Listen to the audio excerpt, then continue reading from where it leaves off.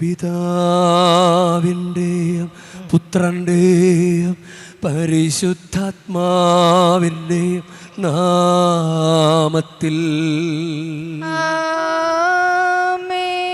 നമ്മുടെ കർത്താവായ യേശുക്രിസ്തുവിൻ്റെ കൃപയും പിതാവായ ദൈവത്തിൻ്റെ സ്നേഹവും പരിശുദ്ധാത്മാവിൻ്റെ സംസർഗവും നിങ്ങളോടു കൂടെ ആത്മാവോടും കൂടെ. ഈശോയിൽ സ്നേഹമുള്ളവരെ, ഇന്ന് അന്ത്യോക്യയിലെ വിശുദ്ധ ഇഗ്നേഷ്യസിൻ്റെ തിരുനാൾ കൊണ്ടാടുകയാണ്. ആദ്യ കാലഘട്ടത്തിലുള്ള ഒരു AD 45-50 ആ സമയത്തൊക്കെ ജനിച്ച ഒരു വിശുദ്ധനാണ് ഇദ്ദേഹം. സഭയിലെ ആദ്യത്തെ മെത്രാൻ, പോപ്പ് മെത്രാൻ തന്നെയാണല്ലോ. അപ്പോൾ പത്രോസ്, അത് കഴിഞ്ഞിട്ട് മൂന്നാമത്തെ സഭയിലെ മെത്രാൻ എന്ന് പറയപ്പെടുന്നയാളാണ് അന്ത്യോക്യയിലെ വിശുദ്ധ ഇഗ്നേഷ്യസ്. ഇദ്ദേഹം ട്രാജൻ ചക്രവർത്തിയുടെ സമയത്തും രക്തസാക്ഷിത്വം വരിച്ചയാളാണ്. ഇദ്ദേഹത്തെ കൊളോസിയം, അവിടെ സിംഹങ്ങൾക്കിടയിലേക്ക് ഇദ്ദേഹത്തെ എറിഞ്ഞു കൊടുത്തു. അപ്പോൾ ഇദ്ദേഹം വളരെ ആഗ്രഹത്തോടു കൂടിയാണ് ആ രക്തസാക്ഷിത്വം വരിച്ചത്, ഭയമില്ലാതെ.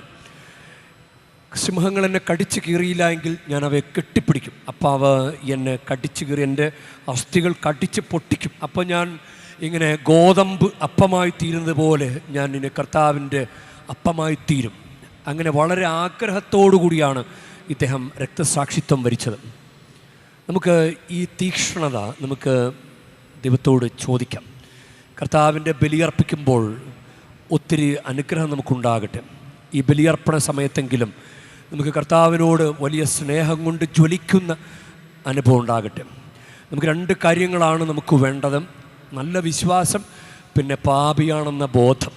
ഇത് രണ്ടും ഉണ്ടായാൽ നമ്മൾ രക്ഷപ്പെടും. നമുക്ക് ഈ അനുതാപ ശുശ്രൂഷയിലേക്ക്, പരിശുദ്ധ കുർബാനയുടെ, ലത്തീൻ കുർബാനയുടെ പ്രാരംഭ ശുശ്രൂഷയാണ് അനുതാപ ശുശ്രൂഷ. അതിലേക്ക് നമുക്ക് ഭക്തിയോടെ പ്രവേശിക്കാം.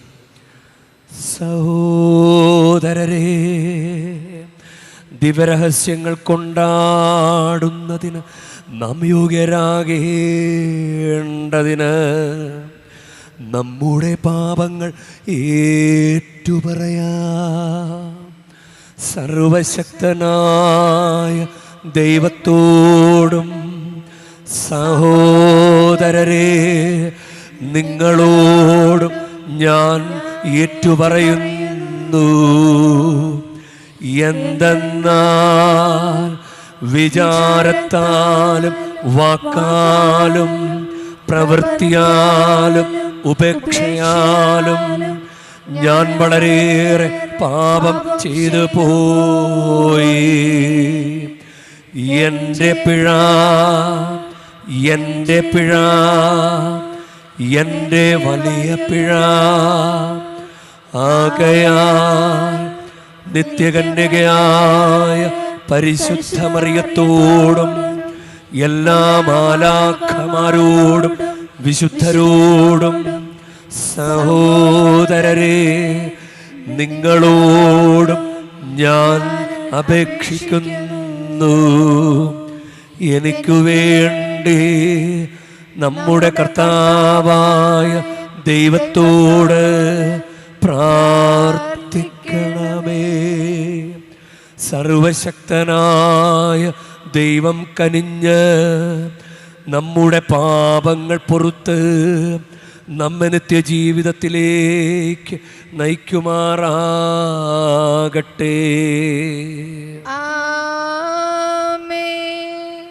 കർത്താവേ കനിയണമേ, കർത്താവേ കനിയണമേ, ക്രിസ്തുവേ കനിയണമേ, ക്രിസ്തുവേ കനിയണമേ, കർത്താവേ കനിയണമേ, കർത്താവേ കനിയണമേ. നമുക്ക് പ്രാർത്ഥിക്കാം. സർവശക്തനും നിത്യനുമായ ദൈവമേ, രക്തസാക്ഷികളായ വിശുദ്ധരുടെ വിശ്വാസ പ്രഖ്യാപനത്താൽ അങ്ങ് സഭയുടെ ദിവ്യഗാത്രമങ്ങ് അലങ്കരിക്കുന്നുവല്ലോ. ഇന്ന് അനുസ്മരിക്കുന്ന വിശുദ്ധ ഇഗ്നേഷ്യസിൻ്റെ മഹത്വപൂർണമായ പീഡാസഹനം അദ്ദേഹത്തിന് നിത്യമഹിമ നൽകിയ പോലെ അത് ഞങ്ങൾക്ക് നിത്യമായ സംരക്ഷണമായി ഭവിക്കാൻ അനുഗ്രഹിക്കണമേ. അങ്ങയോടുകൂടെ പരിശുദ്ധാത്മാവുമായുള്ള ഐക്യത്തിൽ എന്നെന്നും ദൈവമായി ജീവിച്ചു വാഴുന്ന ഞങ്ങളുടെ കർത്താവും അങ്ങയുടെ പുത്രനുമായ യേശു ക്രിസ്തു വഴി ഞങ്ങൾ സമർപ്പിക്കുന്ന പ്രാർത്ഥന കേട്ടരുളേണമേ.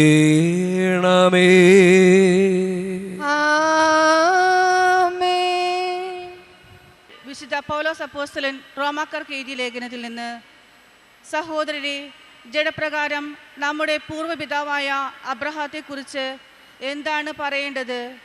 അബ്രഹാം പ്രവർത്തികളിലാണ് നീതീകരിക്കപ്പെട്ടതെങ്കിൽ അവന് അഭിമാനത്തിന് വകയുണ്ട്. ദൈവസന്നിധിയിൽ എന്നുള്ള മാത്രം വിശുദ്ധ ലിഖിതം പറയുന്നത് എന്തുകൊണ്ട്? അബ്രഹാം ദൈവത്തിൽ വിശ്വസിച്ചു, അത് അവന് നീതിയായി പരിഗണിക്കപ്പെട്ടു. ജോലി ചെയ്യുന്നവൻ്റെ കൂലി കണക്കാക്കപ്പെട്ടത് ദാനമായിട്ടല്ല, അവകാശമായിട്ടാണ്. പ്രവർത്തികൾ കൂടാതെ തന്നെ പാപിയെ നീതീകരിക്കുന്നെങ്കിൽ വിശ്വസിക്കുന്നവൻ്റെ വിശ്വാസം നീതിയായി പരിഗണിക്കപ്പെടുന്നു. പ്രവർത്തികൾ നോക്കാതെ തന്നെ നീതിമാനെന്ന് ദൈവം പരിഗണിക്കുന്നവൻ്റെ ഭാഗ്യം ദാവീദ് വർണ്ണിക്കുന്നു. അതിക്രമങ്ങൾക്ക് മാപ്പും പാപങ്ങൾക്ക് മോചനവും ലഭിച്ചവൻ ഭാഗ്യവാൻ. കർത്താവ് കുറ്റം ചെയ്യാത്തവൻ ഭാഗ്യവാൻ. കർത്താവിൻ്റെ വചനം. ദൈവത്തിനു നന്ദി. കർത്താവേ, അവിടുന്ന് എൻ്റെ അഭയമാണ്, രക്ഷ കൊണ്ട് അവിടുന്ന് എന്നെ പൊതിയുന്നു. കർത്താവേ, കർത്താവേ, അവിടുന്ന് എൻ്റെ അഭയമാണ്, എൻ്റെ അഭയമാണ്. രക്ഷ കൊണ്ട് അവിടുന്ന് എന്നെ പൊതിയുന്നു. അതിക്രമങ്ങൾക്ക് മാപ്പും പാപങ്ങൾക്ക് മോചനവും ലഭിച്ചവൻ ഭാഗ്യവാൻ. കർത്താവ് കുറ്റം ചുമത്താത്തവനും ഹൃദയത്തിൽ വഞ്ചനയില്ലാത്തവനും ഭാഗ്യവാൻ. കർത്താവേ, അവിടുന്ന് എൻ്റെ അഭയമാണ്, രക്ഷ കൊണ്ട് അവിടുന്ന് എന്നെ പൊതിയുന്നു. എൻ്റെ പാപം അവിടുത്തോട് ഞാൻ ഏറ്റുപറയുന്നു. എൻ്റെ അകൃത്യം ഞാൻ മറച്ചു വെച്ചില്ല. എൻ്റെ അതിക്രമങ്ങൾ കർത്താവിനോട് ഞാൻ ഏറ്റുപറയുകയും എന്ന് ഞാൻ പറഞ്ഞു. അപ്പോൾ എൻ്റെ പാപം അവിടുന്ന് ക്ഷമിച്ചു. കർത്താവേ, അവിടുന്ന് എൻ്റെ അഭയമാണ്, രക്ഷ കൊണ്ട് അവിടുന്ന് എന്നെ പൊതിയുന്നു. നീതിമാന്മാരെ കർത്താവിൽ ആനന്ദിക്കുവിൻ, പരമാർത്ഥ ഹൃദയരെ ആഹ്ലാദിച്ച് ആർത്തു വിളിക്കുവിൻ. കർത്താവേ, അവിടുന്ന് എൻ്റെ അഭയമാണ്, രക്ഷ കൊണ്ട് അവിടുന്ന് എന്നെ പൊതിയുന്നു. Hallelujah, hallelujah. കർത്താവേ, അങ്ങയുടെ കാരുണ്യം ഞങ്ങളുടെ മേൽ ചൊരിയണമേ. ഞങ്ങൾ അങ്ങയിൽ പ്രത്യാശ അർപ്പിച്ചിരിക്കുന്നു. ഹല്ലേലൂയ.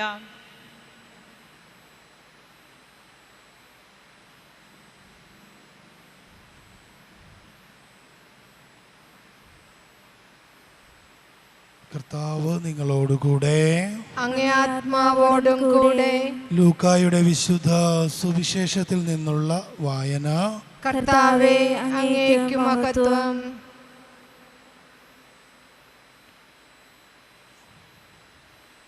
അക്കാലത്ത് പരസ്പരം ചവിട്ടേൽക്കാത്ത വിധം ആയിരിക്കുന്ന രീതിയിൽ ജനങ്ങൾ തിങ്ങിക്കൂടി. അപ്പോൾ യേശു ശിഷ്യന്മാരോട് പറയാൻ തുടങ്ങി, ഫരിസേയരുടെ കാപട്യമാകുന്ന പുളിപ്പിനെ സൂക്ഷിച്ചുകൊള്ളുവിൻ. മറഞ്ഞിരിക്കുന്നതൊന്നും വെളിപ്പെടാതിരിക്കുകയില്ല, നിഗൂഢമായിരിക്കുന്നതൊന്നും അറിയപ്പെടാതിരിക്കുകയുമില്ല. അതുകൊണ്ട് നിങ്ങൾ ഇരുട്ടത്ത് സംസാരിച്ചത് വെളിച്ചത്ത് കേൾക്കപ്പെടും. വീട്ടിൽ സ്വകാര്യ മുറിയിൽ വെച്ച് ചെവിയിൽ പറഞ്ഞത് പുരമുകളിൽ പ്രഘോഷിക്കപ്പെടും. എൻ്റെ സ്നേഹിതരെ, നിങ്ങളോട് ഞാൻ പറയുന്നു, ശരീരത്തെ കൊല്ലുന്നതിൽ കവിഞ്ഞ് ഒന്നും ചെയ്യാൻ കഴിയാത്തവരെ നിങ്ങൾ ഭയപ്പെടേണ്ട. എന്നാൽ നിങ്ങൾ ആരെ ഭയപ്പെടണമെന്ന് ഞാൻ മുന്നറിയിപ്പ് തരാം. കൊന്നതിന് ശേഷം നിങ്ങളെ നരകത്തിലേക്ക് തള്ളിക്കളയുവാൻ അധികാരമുള്ളവനെ ഭയപ്പെടുവിൻ. അതെ, ഞാൻ പറയുന്നു, അവനെ ഭയപ്പെടുവിൻ. 5 കുരുവികൾ 2 നാണയത്തുട്ടിന് വിൽക്കപ്പെടുന്നില്ലേ?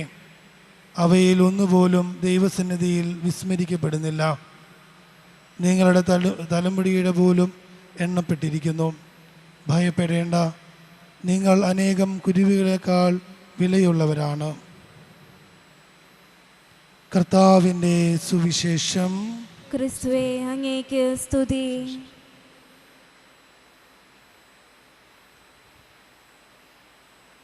ഈശോയിൽ സ്നേഹമുള്ളവരെ, ദൈവം നമ്മളെ സംരക്ഷിക്കും, സഹായിക്കും എന്ന ചിന്ത, ദൈവമെല്ലാം നന്നായി നമുക്ക് വേണ്ടി ക്രമീകരിച്ചു തരും എന്ന ചിന്ത വളരെ ഉന്നതമാണ്.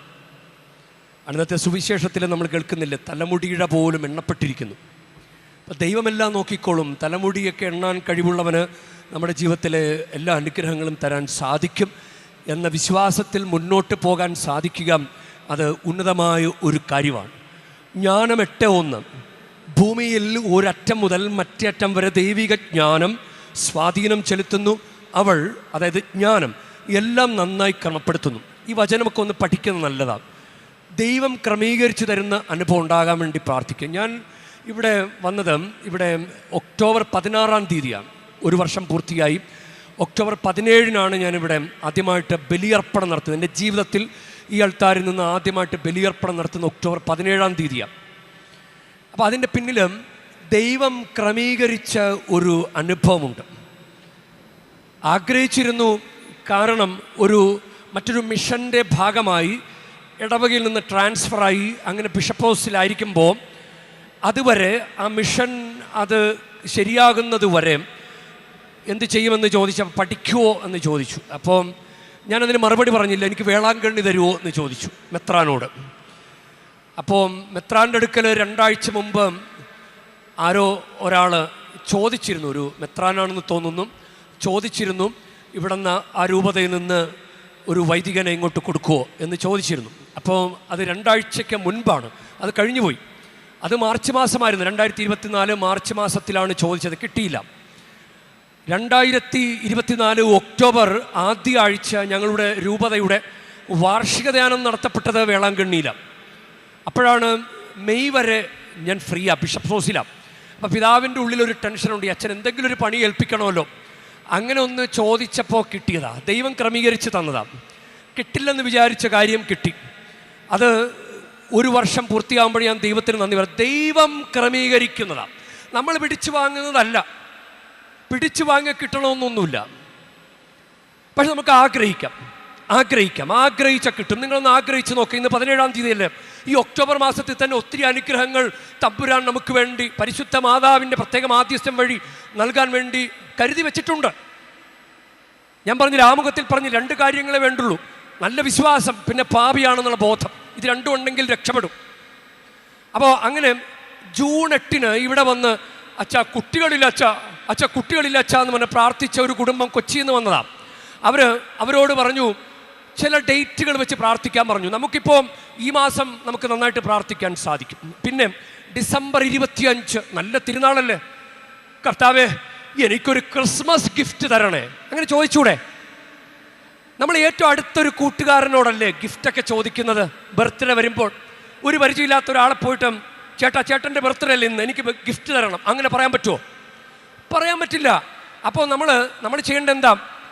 നമുക്ക് കർത്താവിനോട് വിശ്വാസക്കുറവോ അല്ലെങ്കിൽ പാപത്തിൻ്റെ എന്തെങ്കിലും ഒരു അകൽച്ചയോ വന്നിട്ടുണ്ടെങ്കിൽ കർത്താവിനോട് അടുത്തടുത്ത് വരിക, എന്നിട്ട് ചോദിക്കുക, കിട്ടും.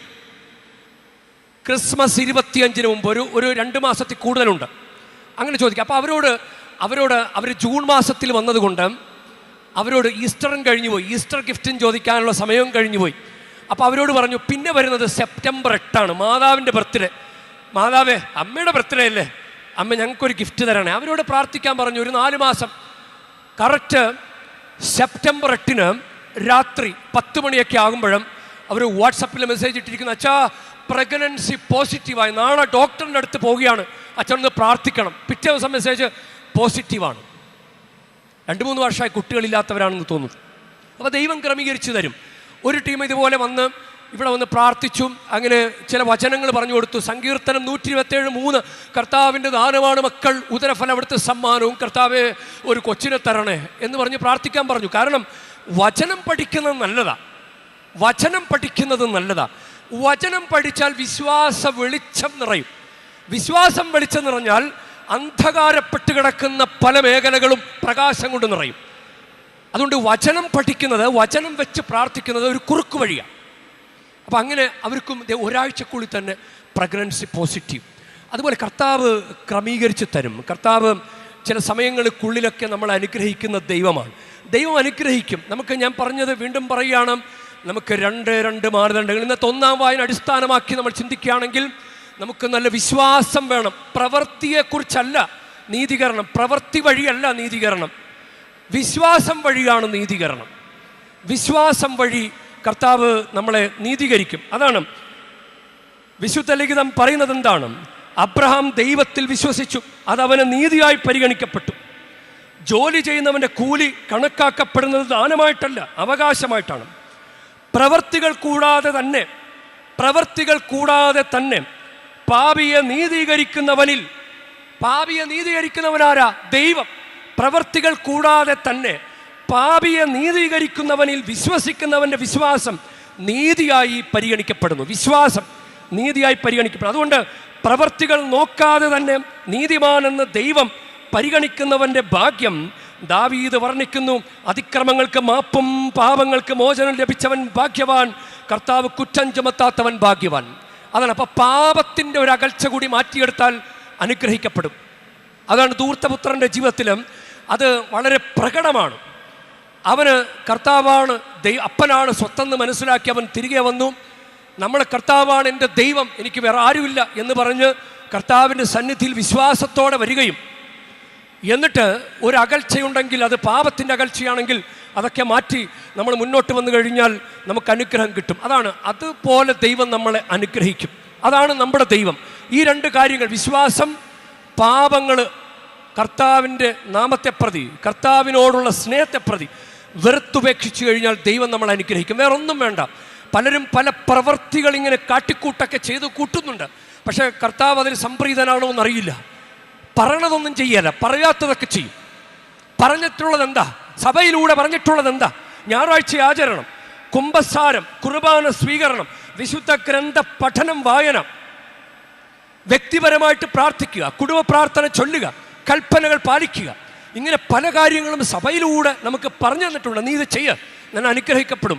അത് ഒരു വിശ്വാസിയാണെന്ന് നമ്മളെ തന്നെ ബോധ്യപ്പെടുത്താനും ദൈവത്തിന് മുമ്പിൽ നമ്മളെ ബോധ്യപ്പെടുത്താനുള്ള വഴികളാണ്. പക്ഷെ നമ്മളിത് ചെയ്യില്ല. വേറെ പല കാര്യങ്ങളും നമ്മൾ ചെയ്യും. ഇല്ലാത്ത നേർച്ചകൾ, സഭ പോലും അച്ഛന്മാരൊന്നും പറഞ്ഞിട്ടില്ലാത്ത പല കാര്യങ്ങളും നമ്മളിങ്ങനെ ചെയ്തുകൊണ്ടിരിക്കാം. അതുകൊണ്ട് പലരുടെയും വിചാരം ഞാൻ ഇത് ചെയ്യുന്നതുകൊണ്ട് അനുഗ്രഹിക്കപ്പെടുന്നത്. പക്ഷേ വിശ്വാസിയുടെ വിശ്വാസമാണ് കർത്താവ് നോക്കുന്നത്. നീ അത് ചെയ്യുമ്പോഴും ഇത് ചെയ്യുമ്പോഴും നിനക്ക് വിശ്വാസമുണ്ടോ എന്നാണ് കർത്താവ് നോക്കുന്നത്. പല കാര്യങ്ങളും കർത്താവിനോട് ബന്ധമില്ലാത്ത കാര്യങ്ങൾ ചെയ്യുമ്പോൾ, ദുരാചാരങ്ങൾ ചെയ്യുമ്പോൾ എവിടെയാണ് കർത്താവിനോടുള്ള വിശ്വാസം? കർത്താവിനോടുള്ള വിശ്വാസത്തെ പ്രതി വചനം വെച്ച് പ്രാർത്ഥിച്ച കുടുംബത്തിന് കുഞ്ഞുണ്ടായെങ്കിൽ കർത്താവിനോടുള്ള വിശ്വാസത്തെ മറന്ന് തൂവാല കൊണ്ട് മരത്തെ കെട്ടി മരത്തെ കുമ്പിട്ട് ആരാധിച്ച കൊച്ചുണ്ടാകുമോ? മരമാണോ കൊച്ചിനെ തരുന്നത്? അതാണ് ഇന്നത്തെ വിശുദ്ധൻ രക്തസാക്ഷിയാകുമ്പോൾ ട്രാജൻ ചക്രവർത്തിയും അദ്ദേഹം ഒരു വലിയൊരു യുദ്ധം വിജയിച്ചു. അദ്ദേഹം വിചാരിക്കുകയാണ് അന്യദേവനെ ആരാധിച്ചത് കൊണ്ടാണ് താൻ യുദ്ധത്തിൽ വിജയിച്ചെന്ന് അദ്ദേഹം അങ്ങ് കണക്കാക്കിയാണ്. എന്നിട്ട് അദ്ദേഹം ആരാധിച്ച അന്യദേവനെ ജനം മുഴുവൻ ആരാധിക്കണമെന്ന് കൽപ്പന പുറപ്പെടുവിച്ചു. അപ്പോൾ ഇഗ്നേഷ്യസ് മെത്രാൻ അദ്ദേഹം പറഞ്ഞു അത് ചെയ്യലെന്ന് പറഞ്ഞപ്പോൾ ഈ ട്രാജൻ ചക്രവർത്തി ചോദിക്കുകയാണ്, എൻ്റെ കൽപ്പനയെ ധിക്കരിക്കാൻ കാണിച്ച ഈ നികൃഷ്ടജീവി ധൈര്യം കാണിച്ച, എൻ്റെ കൽപ്പനയെ ധിക്കരിക്കാൻ ധൈര്യം കാണിച്ച ഈ നികൃഷ്ടജീവി ആരാണ് എന്ന് മെത്രാനോട് ചോദിച്ചു. മെത്രാനെ നിർത്തിക്കൊണ്ട് ചോദിച്ചു. അപ്പോൾ മെത്രാൻ പറഞ്ഞു തെയോഫറസ്. അത് മറ്റൊരു പേരാണ്, അദ്ദേഹത്തിൻ്റെ വിളിപ്പേരാണ്. ഇഗ്നേഷ്യസിൻ്റെ മറ്റൊരു വിളിപ്പേരാണ് തെയോഫോറസ്. തെയോഫറസിനെ ആരും ഇതുവരെ നികൃഷ്ടജീവി എന്ന് വിളിച്ചിട്ടില്ല. അപ്പോൾ ട്രാജൻ ചക്രവർത്തി വീണ്ടും ചോദിക്കും, ആരാണ് ഈ തെയോഫറസ്?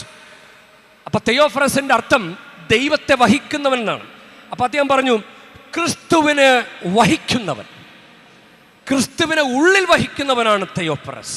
ഇതാണ് എത്ര ധൈര്യത്തോടുകൂടെ പറഞ്ഞു. ക്രിസ്തുവിനെ ഉള്ളിൽ വഹിക്കുന്നയാൾ, അതാണ് വിശ്വാസം കാത്തു സൂക്ഷിക്കുന്നവൻ. ക്രിസ്തുവിനെ ഉള്ളിൽ വഹിക്കുന്നവനാണ് തെയോഫറസ്. അപ്പോൾ ഉടനെ തന്നെ കൊളോസിയത്തിലെ വന്യമൃഗങ്ങൾക്കിടയിലേക്ക് ഇദ്ദേഹത്തെ എറിഞ്ഞിടാൻ, അങ്ങനെ കൊലപ്പെടുത്താൻ കൽപ്പന ഉണ്ടായി. അപ്പോൾ ഇദ്ദേഹം അത് വളരെ ആഗ്രഹത്തോടെ അത് സ്വീകരിച്ചു. എന്നെ ആ സിംഹക്കൂട്ടങ്ങൾ എന്നെ കടിച്ചു മുറിച്ച് എന്നെ കൊന്നില്ല എങ്കിൽ ഞാൻ അവയെ കെട്ടിപ്പിടിക്കും. അപ്പോൾ അവയുടെ പല്ലുകൾ കൊണ്ട്, കൂർത്ത പല്ലുകൾ കൊണ്ട് എൻ്റെ അസ്ഥികൾ കടിച്ച് പൊട്ടിക്കും.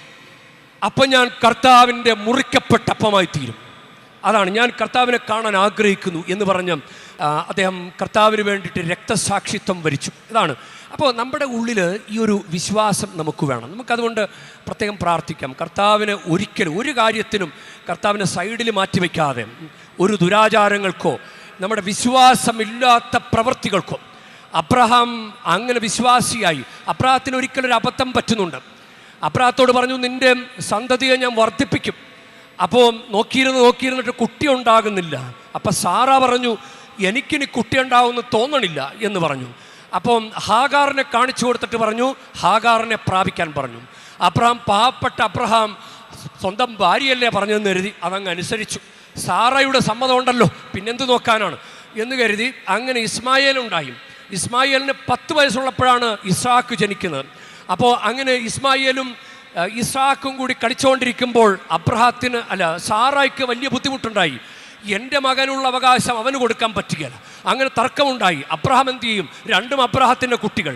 അങ്ങനെ അബ്രഹാം ഇങ്ങനെ ഒരു ഗത്യന്തരമില്ലാതെ നിൽക്കുമ്പോൾ ദൈവം പറഞ്ഞു, നിൻ്റെ സാറായെ അനുസരിക്കുക, ഹാഗാറിനോട് ദേശം വിട്ടു പോകാൻ പറയാം, അവളെ ഞാൻ നോക്കിക്കോളാം, നിൻ്റെ കാര്യം ഞാൻ നോക്കിക്കോളാം.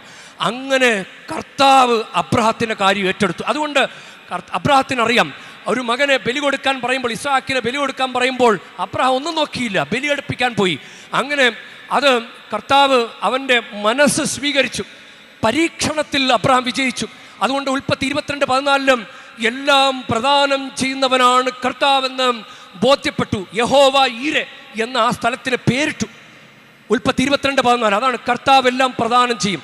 വിശ്വസിക്കുന്നവന് കർത്താവ് എല്ലാം പ്രദാനം ചെയ്യും. വിശ്വസിക്കുന്നവൻ്റെ ഉള്ളിൽ പാപത്തിൻ്റെ ഒരു തടസ്സം കൂടി ഉണ്ടെങ്കിൽ അതുകൂടി നീ ഏറ്റുപറഞ്ഞ് കർത്താവിനോടുള്ള വിടവ് നീ ഒന്ന് മാറ്റിയാൽ ദൈവം നിന്നെ അനുഗ്രഹിക്കും. അതിനുള്ള ഒരു കാലഘട്ടമായിരിക്കട്ടെ ഈ ഒക്ടോബർ മാസവും, ക്രിസ്മസിന് ഒരുങ്ങുന്ന കാലയളവും, അതുപോലെ ഈ തീർത്ഥാടനവും, ഈ പരിശുദ്ധ ബലിയർപ്പണവും. നമ്മുടെ അമ്മ കൂടെയുണ്ട്, കൃപ നിറഞ്ഞ അമ്മ, പാപമില്ലാത്ത അമ്മ, പാപമില്ലാതെ ജനിച്ചവൾ, ജന്മപാപം പോലുമില്ലാതെ ജനിച്ചവൾ. അവൾ നമ്മളെ ഈ വിശ്വാസത്തിൽ ഇങ്ങനെ നിലനിർത്താനും പാപമില്ലാതെ ജീവിക്കാനും പാപമില്ലാതെ കർത്താവിനെ സമീപിക്കാനും അമ്മ നമ്മളെ സഹായിക്കും. അതാണ് അതിക്രമങ്ങൾക്ക് മാപ്പും പാപങ്ങൾക്ക് മോചനവും ലഭിച്ചവൻ ഭാഗ്യവാൻ, കർത്താവ് കുറ്റം ചുമത്താത്തവൻ ഭാഗ്യവാൻ. കൃപ നിറഞ്ഞവളായി കൃപയിൽ വാഴും മാതാവേ, പ്രാർത്ഥിക്കുന്നോർക്കായുത്തര മരുളും മാതാവേ. കൃപ നിറഞ്ഞവളായി കൃപയിൽ വാഴും മാതാവേ, പ്രാർത്ഥിക്കുന്നോർക്കായുത്തര മരുളും മാതാവേ. വചനവഴിയിൽ കരുണ ചൊരിയും മാതാവേ, ഭാഗ്യവതിയാം നിൻ ചാര തായ് ചേർന്നിടും. വചനവഴിയിൽ കരുണ ചൊരിയും മാതാവേ, ഭാഗ്യവതിയാം നിൻ ചാര തായ് ചേർന്നിടും. കൃപ നിറഞ്ഞവളായി കൃപയിൽ വാഴും മാതാവേ, പ്രാർത്ഥിക്കുന്നോർക്കായുത്തര മരുളും മാതാവേ. പരിശുദ്ധ അമ്മേ, ഈ ഒക്ടോബർ മാസത്തിൽ തന്നെ ഞങ്ങളെ ഒന്ന് അനുഗ്രഹിക്കണമേ. ആമേൻ.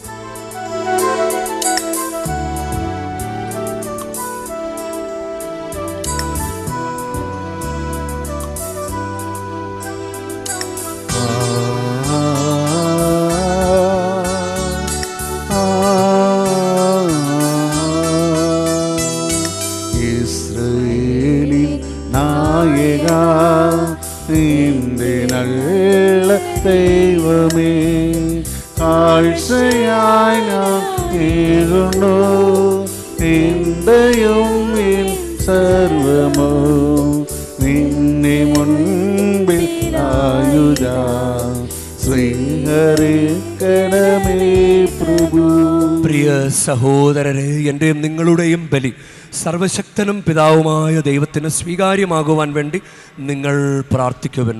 കർത്താവിന്റെ നാമത്തിന്റെ സ്തുതിക്കും മഹിമയ്ക്കും നമ്മുടെയും അവിടുത്തെ മുഴുവന്റെയും നന്മയ്ക്കുമായി അങ്ങേ കരങ്ങളിൽ നിന്ന് ഈ ബലി സ്വീകരിക്കുമാറാകട്ടെ.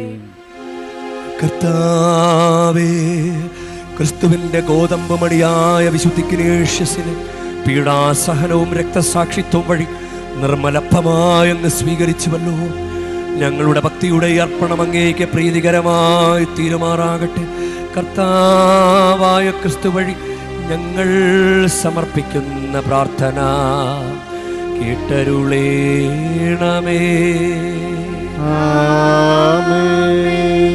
കർത്താവ് നിങ്ങളോടു കൂടെ, അങ്ങയും ആത്മാവോടും കൂടെ. ഹൃദയങ്ങൾ ഉയർത്തുവിൻ.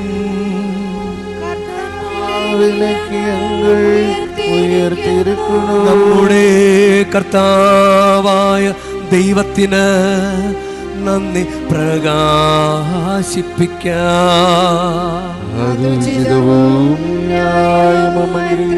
കർത്താവേ, പരിശുദ്ധനായ പിതാവേ, സർവശക്തനും നിത്യനുമായ ദൈവമേ, എങ്ങും എപ്പോഴും അങ്ങേക്ക് ഞങ്ങൾ കൃതജ്ഞത അർപ്പിക്കുന്നത് യഥാർത്ഥത്തിൽ ഉചിതവും ന്യായവും യോഗ്യവും രക്ഷാകരവുമാണല്ലോ. എന്തെന്നാൽ അങ്ങ് നാമത്തിന് സാക്ഷ്യം വഹിക്കാനായി ക്രിസ്തുവിനനുകരിച്ച് രക്തസാക്ഷിയായ അന്ത്യോക്യയിൽ വിശുദ്ധ ഇഗ്നേഷ്യസ് ചിന്തിയ രക്തം അങ്ങ് അത്ഭുത കൃത്യങ്ങൾ പ്രകടമാക്കുന്നു. അതുവഴി ഞങ്ങളുടെ കർത്താവായ ക്രിസ്തുവിലൂടെ ബലഹീനതയിൽ അങ്ങ് ശക്തി പ്രകടമാക്കുകയും ദുർബലരായ മനുഷ്യരെ സാക്ഷ്യത്തിനായി അങ്ങ് ശക്തിപ്പെടുത്തുകയും ചെയ്യുന്നു. ആകയാൽ എല്ലാ മാലാഖമാരോടും വിശുദ്ധരോടും ചേർന്ന് അങ്ങയുടെ മഹത്വത്തെ പ്രകീർത്തിച്ചുകൊണ്ട് ഞങ്ങളും താഴ്മയോടെ ആലപിക്കുന്നു. പരിശുദ്ധങ്ങൾ പരിശുദ്ധങ്ങൾ പരിശുദ്ധങ്ങൾ, സൈന്യങ്ങളുടെ കർത്താവാം ദൈവം പരിശുദ്ധൻ, ദൈവം പരിശുദ്ധൻ. നിരുപമങ്ങ് മഹിമകളാം നിറഞ്ഞു മഹിയും വിണ്ടലവും. ഹോസാന ഹോസാന അത്യുന്നതങ്ങളിൽ ഹോസാന. കർത്താവിൻ തിരുനാമത്തിൽ വരുവോരേറ്റും ധന്യരുമാ. ഹോസാന ഹോസാന അത്യുന്നതങ്ങളിൽ ഓസാന.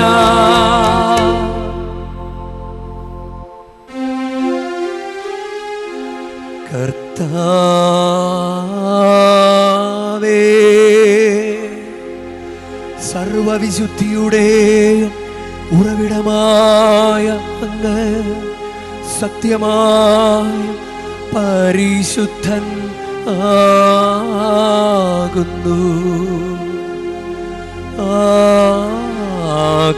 ആകയാൽ അങ്ങേ ആത്മാവാൽ മഞ്ഞുകണം പോലെ ഈ കാണിക്കകൾ പവിത്രമാക്കണമേ. അങ്ങനെ ഞങ്ങൾക്കായി ഇവ ഞങ്ങളുടെ കർത്താവായ യേശു ക്രിസ്തുവിൻ്റെ ശരീരവും രക്തവുമായി തീരുമാറാകട്ടെ. അവിടുന്ന് ഒറ്റിക്കൊടുക്കപ്പെട്ട് സ്വമനസാലെ പീഡകൾ സഹിച്ചപ്പോൾ അപ്പമെടുത്ത് കൃതജ്ഞത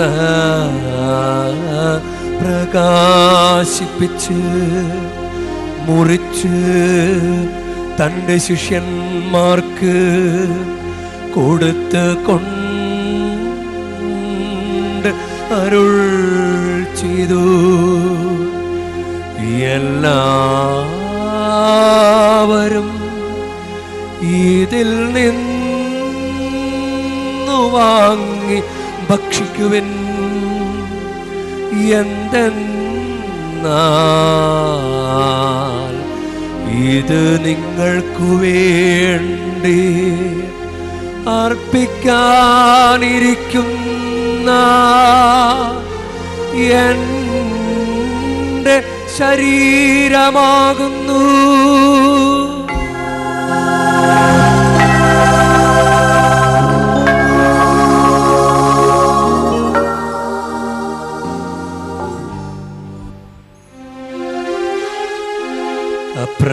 അപ്രകാരം തന്നെ അത്താഴം കഴിഞ്ഞ് പാനപാത്രമെടുത്ത് വീണ്ടും അങ്ങേക്ക് കൃതജ്ഞത പ്രകാശിപ്പിച്ച് തൻ്റെ ശിഷ്യന്മാർക്ക് കൊടുത്ത് കൊണ്ട് അരുൾ ചെയ്തു. എല്ലാവരും വാങ്ങി ഇതിൽ നിന്നു കുടിക്കുവിൻ. എന്തെന്നാൽ ഇത് നിങ്ങൾക്കു വേണ്ടിയും അനേകർക്കു വേണ്ടിയും പാപമോചനത്തിനായി ചിന്തപ്പെടാനിരിക്കുന്ന എൻ്റെ രക്തത്തിൻ്റെ നവീനവും സനാതനവുമായ ഉടമ്പടിയുടെ പാനപാത്രമാകുന്നു. ഇതു നിങ്ങൾ എൻ്റെ ഓർമ്മയ്ക്കായി ചെയ്യുവിൻ.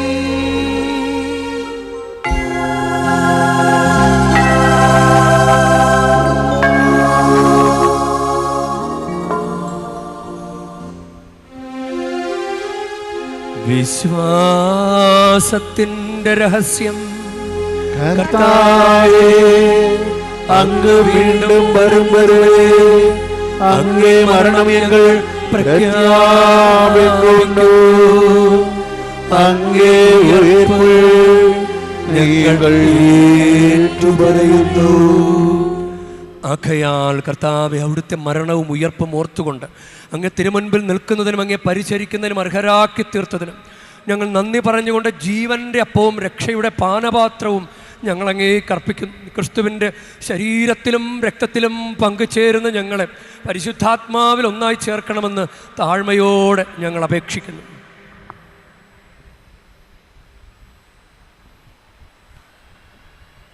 കർത്താവേ, ലോകമെങ്ങും വ്യാപിച്ചു കിടക്കുന്ന അങ്ങേ സഭയെ ഓർക്കണമേ. ഞങ്ങളുടെ ലിയോ പാപ്പായോടും ഞങ്ങളുടെ രൂപതാധ്യക്ഷനായ സഹായരാജമെത്രാനോടും വൈദിക ഗണത്തോടുമൊത്ത് സഭയെ അങ്ങ് സ്നേഹത്തിൻ്റെ പൂർണ്ണതയിൽ എത്തിക്കണമേ.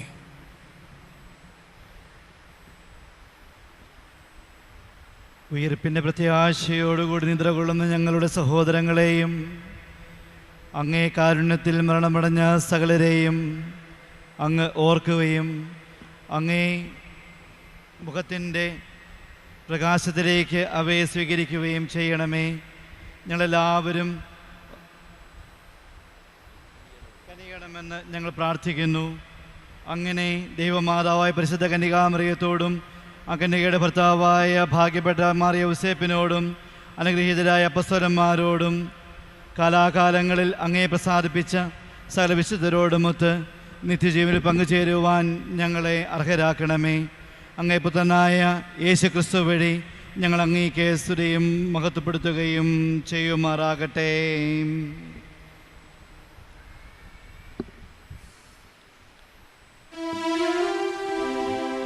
ക്രിസ്തുവിലൂടെ, ക്രിസ്തുവിനോടു കൂടെ, ക്രിസ്തുവിൽ തന്നെ സർവശക്തനായ ദൈവവും പിതാവുമായ അങ്ങേക്ക് പരിശുദ്ധാത്മാവുമായുള്ള ഐക്യത്തിൽ എല്ലാ ബഹുമതിയും മഹത്വവും എന്നുമെന്നേക്കും.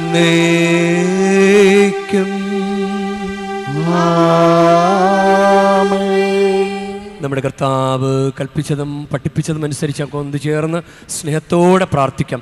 സ്വർഗസ്ഥനായ ഞങ്ങളുടെ പിതാവേ, അങ്ങ് നാമം പൂജിതമാകണമേ, അങ്ങ് രാജ്യം വരണമേ, അങ്ങ് തിരുമനസ് സ്വർഗത്തിലെ പോലെ ഭൂമിയിലുമാകണമേ. അന്നു വേണ്ട ആഹാരം ഇന്ന് ഞങ്ങൾക്ക് തരണമേ. ഞങ്ങളോട് തെറ്റ് ചെയ്യുന്നവരോട് ഞങ്ങൾ ക്ഷമിക്കുന്ന പോലെ ഞങ്ങളുടെ തെറ്റുകൾ ഞങ്ങളോടും ക്ഷമിക്കണമേ. ഞങ്ങളെ പ്രലോഭനത്തിൽ ഉൾപ്പെടുത്തരുതേ, തിന്മയിൽ നിന്ന് ഞങ്ങളെ രക്ഷിക്കണമേ. കർത്താവേ, എല്ലാ തിന്മകളിൽ നിന്ന് ഞങ്ങളെ മോചിപ്പിക്കണമേ. ഞങ്ങളുടെ ദിനങ്ങളിൽ സമാധാനം കനിവാർന്ന് നൽകണമേ. അനുഗ്രഹപൂർണമായ പ്രത്യാശയും ഞങ്ങളുടെ രക്ഷകനായ യേശുക്രിസ്തുവിൻ്റെ ആഗമനവും പ്രതീക്ഷിച്ചുകൊണ്ട് അങ്ങ് കരുണയുടെ സഹായത്താൽ ശക്തി പ്രാപിച്ച് ഞങ്ങളെപ്പോഴും പാപത്തിൽ നിന്ന് മോചിതരാവുകയും എല്ലാ വിപത്തുകളിൽ നിന്ന് സുരക്ഷിതരാവുകയും ചെയ്യുമാറാകട്ടെ. എന്തുകൊണ്ടെന്നാൽ രാജ്യവും ശക്തിയും മഹത്വവും എന്നേക്കും അങ്ങയുടേതാകുന്നു. സമാധാനം ഞാൻ നിങ്ങൾക്ക് നൽകുന്നു, എൻ്റെ സമാധാനം നിങ്ങൾക്ക് ഞാൻ തരുന്നുവെന്ന് അങ്ങേ അപ്പോസ്തലന്മാരോട് അരുൾ ചെയ്ത കർത്താവായ യേശുക്രിസ്തുവേ, ഞങ്ങളുടെ പാപങ്ങളല്ല പിന്നെയോ അങ്ങേ സഭയുടെ വിശ്വാസം തൃക്കൺ പാർത്ത് അങ്ങ് തിരുവുള്ളമനുസരിച്ച് സഭയ്ക്ക് സമാധാനവും ഐക്യവും നൽകുവാൻ കനിയണമേ. എന്നെന്നും ജീവിക്കുകയും വാഴുകയും ചെയ്യുന്ന അങ്ങ് ഈ പ്രാർത്ഥന കേട്ടരുളേണമേ.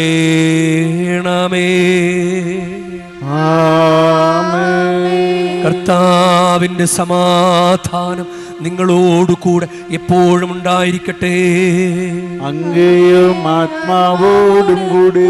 നിങ്ങൾ പരസ്പരം സമാധാനം ആശംസിക്കുവിൻ. ലോകത്തിന്റെ പാപങ്ങൾ നീക്കുന്ന ദൈവഗുണാണി ഞങ്ങളെ കനിയണമേ. ലോകത്തിന്റെ പാപങ്ങൾ നീക്കുന്ന ദൈവഗുണാണി ഞങ്ങളെ കനിയണമേ. ലോകത്തിന്റെ പാപങ്ങൾ നീക്കുന്ന ദൈവഗുണാണി ഞങ്ങൾക്ക് സമാധാനം നൽകണമേ.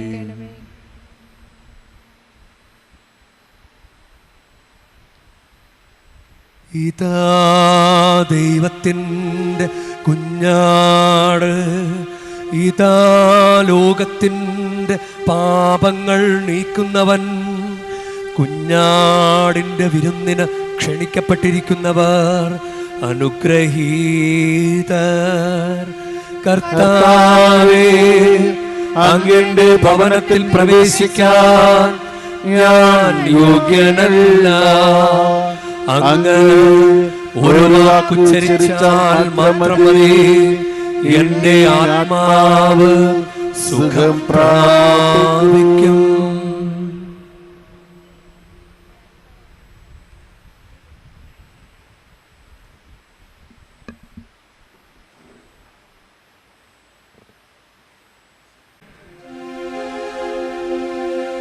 നമുക്ക് പ്രാർത്ഥിക്കാം. കർത്താവേ, വിശുദ്ധ ഇഗ്നേഷ്യസിന്റെ സ്വർഗീയ ജന്മദിനത്തിൽ ഞങ്ങൾ സ്വീകരിച്ച സ്വർഗീയ അപ്പം ഞങ്ങളെ നവീകരിക്കുകയും പേരുകൊണ്ടും പ്രവൃത്തി കൊണ്ടും ക്രിസ്ത്യാനികളാക്കി തീർക്കുകയും ചെയ്യുമാറാകട്ടെ. കർത്താവായ ക്രിസ്തു വഴി ഞങ്ങൾ സമർപ്പിക്കുന്ന പ്രാർത്ഥന കേട്ടരുളേണമേ.